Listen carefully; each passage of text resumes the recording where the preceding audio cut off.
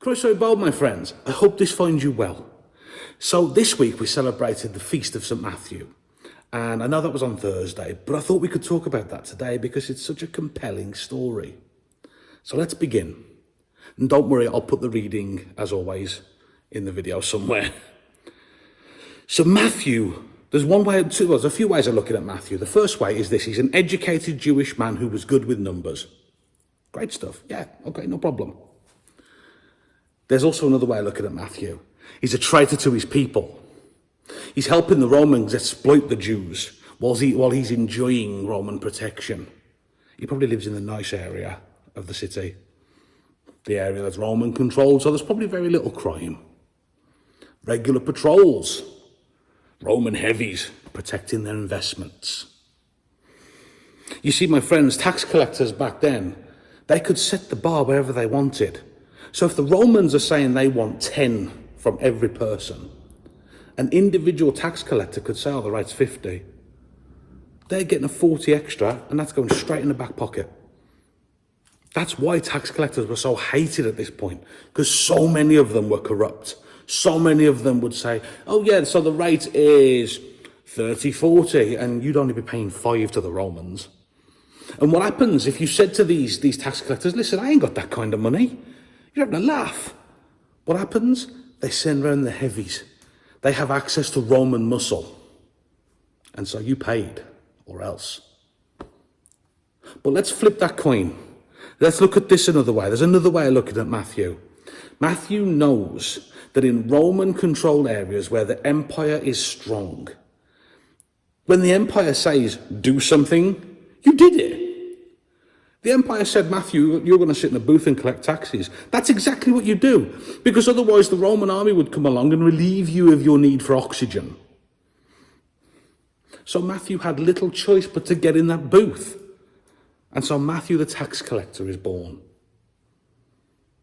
He would have been an outcast in the eyes of his own community. His own people would have shunned him. And yet Jesus steps into this.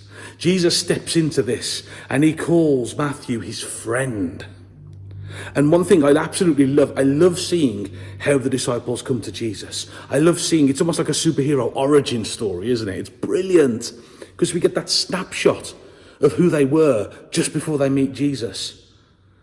You know, with Peter in the boat, we can see he's a bit of a down on his luck businessman, self-employed and not having much luck of it. And then we see Matthew, unbelievably lonely, not wanted by one set, expendable by the other set. And there he is, in the middle, alone. Jesus steps into this. And there's 3 things that strike me, 3 things that really hit me about this particular story, the story of the call of Matthew. Firstly, nobody is beyond Jesus. Secondly, Matthew's immediate and wholehearted commitment. When Jesus calls him, Matthew's just off, he's gone. But we'll talk about that in a minute. And thirdly, Matthew was not afraid to use his home to bring people to meet Jesus, which is amazing. And I love this gospel story as well, because in it, Jesus, he sums up his ministry in a bullet point. It's almost like, you could put this on a poster.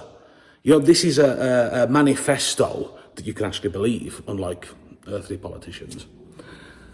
And so what Jesus says is, he says, it is not the healthy who need a doctor, but the sick. Go and learn what this means. I desire mercy, not sacrifice. For I have not come to call the righteous, but sinners. The gospel, my friends, is for those who know that they are sinners, that they need forgiveness. The me's and the you's of the world, those of us who make mistakes. Matthew, the hated tax collector, was chosen by Jesus to become part of his inner circle.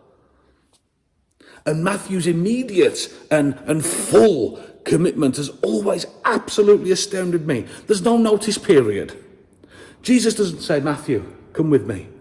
And Matthew goes, oh, well, gee, see, I really want to follow you, but I mean, I've got insert reason here. Because we all do it. We all come up with those reasons. Jesus can come down to us and say, listen, I want you to go here and minister to these people. And we go, gee, yeah, I'd love to, and I will. Just, I've got this here. to work on first. Can I finish that? We all do it. Matthew simply says, boom, down tools. Okay, boss, where are we going?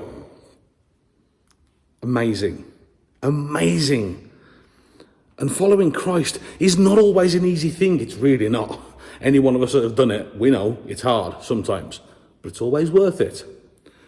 But when we have to make those sacrifices, when we have to give up some of the little creature comforts that we've worked so hard to accumulate, it can absolutely be difficult. And we talked about this before, but back in my bad old days, I had it all. I had money, I had women, I had power. That calling from Christ came, and I didn't see it for a few years. And now I look back, though, I can see it was always there. I'd just chosen to ignore it. And leaving all of that power, leaving those women, that pleasure, leaving that money behind, to burn that old life down. It was one of the hardest things I've ever had to do. And it was a process that took decades to accomplish. Matthew, and I'm in awe of this, Matthew does not hesitate. There is no running. So many of us, when we get our call to holy orders, so many of us run. When any of us get a call from Christ, come on, be honest, so many of us run. Matthew, though, Matthew does not hesitate, and I admire that. He doesn't blink. He just says yes, and he doesn't look back. He's prepared to literally give up everything and just follow Christ. Wow. Even now I get goosebumps thinking of that. And I've quoted him before, but he's a theologian I really do quite like, a missionary, Jim Elliot. He was killed in South America in the 1950s. And what Jim said was, he is no fool who gives up what he cannot keep to gain what he cannot lose. You see, my friends, we can't keep it. We can't keep the money. We can't keep the power. We can't keep the women. We can't keep all that guff. We cannot afford to lose the light of Christ.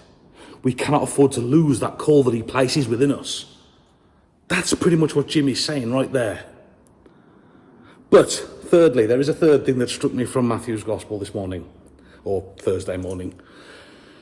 He said that Matthew uses his home to bring people to Jesus. He throws a party for Jesus. Matthew's a man of means. He's got money. He works for the Romans. He's probably not got much in the way of a social life. I dare say his outgoings are probably minimal. He's got money. And so he throws a party for Jesus. He invites people that normally may not associate with them to meet Jesus. Does this sound familiar?